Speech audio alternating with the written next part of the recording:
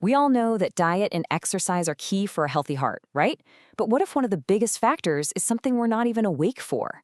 Today, we're diving into this powerful and often hidden link, how your sleep could be directly affecting your blood pressure.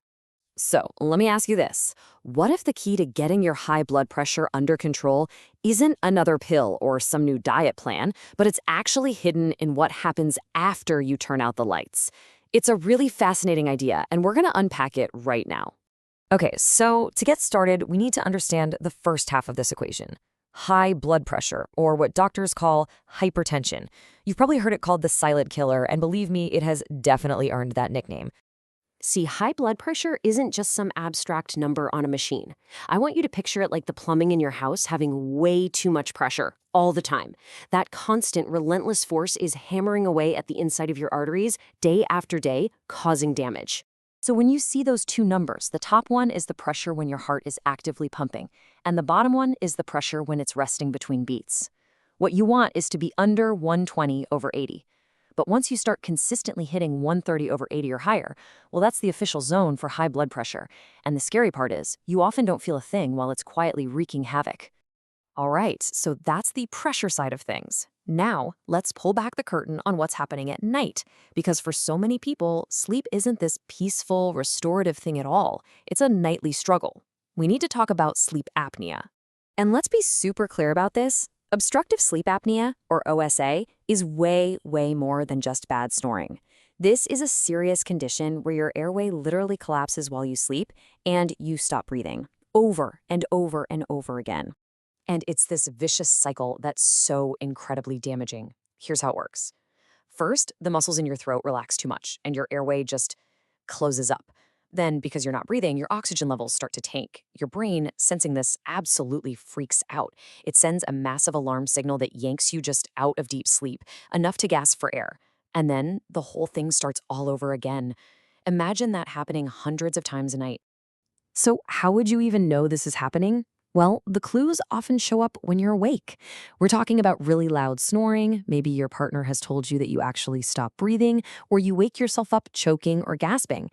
You might get morning headaches or just feel completely wiped out all day, even if you thought you got 8 hours of sleep. Okay, so we've got two things on the table: the silent killer, high blood pressure, and these nightly battles for breath. Now for the crucial part.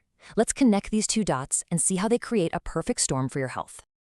Here is the absolute key to understanding all of this. Your brain doesn't know why you've stopped breathing. It just knows you're suffocating. So it reacts the same way it would if a tiger jumped out at you. It hits the panic button. It triggers your fight or flight response, your most primitive survival instinct. And what does fight or flight do? Boom, a huge surge of stress hormones like adrenaline. Your heart starts pounding, your blood vessels clamp down, and your blood pressure goes through the roof. It's your body's desperate last-ditch attempt to get oxygen moving. Now, just try to imagine that emergency alarm going off not just once, but hundreds of times, every single night. Your body is supposed to be resting and repairing itself. Instead, it's spending the entire night fighting for its life. You can probably guess that this kind of nightly battle has a cost. A really high cost.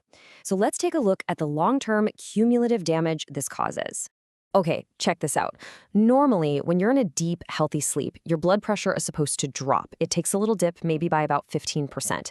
This is super important because it gives your heart and your arteries a much-needed break. But when you have sleep apnea, that dip just doesn't happen. The pressure stays high all night long. No rest for the weary. There's a name for this condition. It's called non-dipping hypertension. And it is a huge red flag for doctors because it means your cardiovascular system is under constant strain 24/7. It never, ever gets to rest. And that, as you can imagine, seriously ramps up your risk for a heart attack or a stroke. And over the years, this isn't just a numbers game. It causes actual physical damage. Your blood vessels start to get hard and stiff. Your whole body is basically in a low-grade state of inflammation. Even your heart muscle can get thicker and weaker from being so overworked. It's basically setting the stage for a major health crisis down the road. Now, this next part is a really big deal, so listen up. If you know anyone, maybe it's even you, who's on multiple blood pressure meds and their numbers just will not budge, that's called resistant hypertension. And guess what? A huge number of those people have undiagnosed sleep apnea. It's often the hidden reason, the missing piece of the puzzle that nobody thought to look for.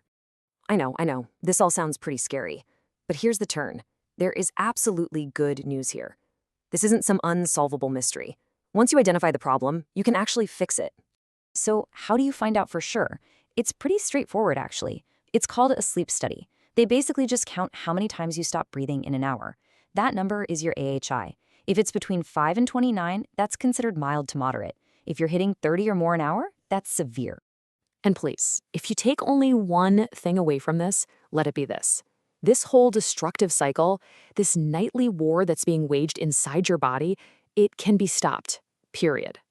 The number one gold standard treatment is something called CPAP. It's a small machine that provides a gentle, steady flow of air through a little mask you wear at night. All it does is create just enough air pressure to physically prop your airway open so it can't collapse.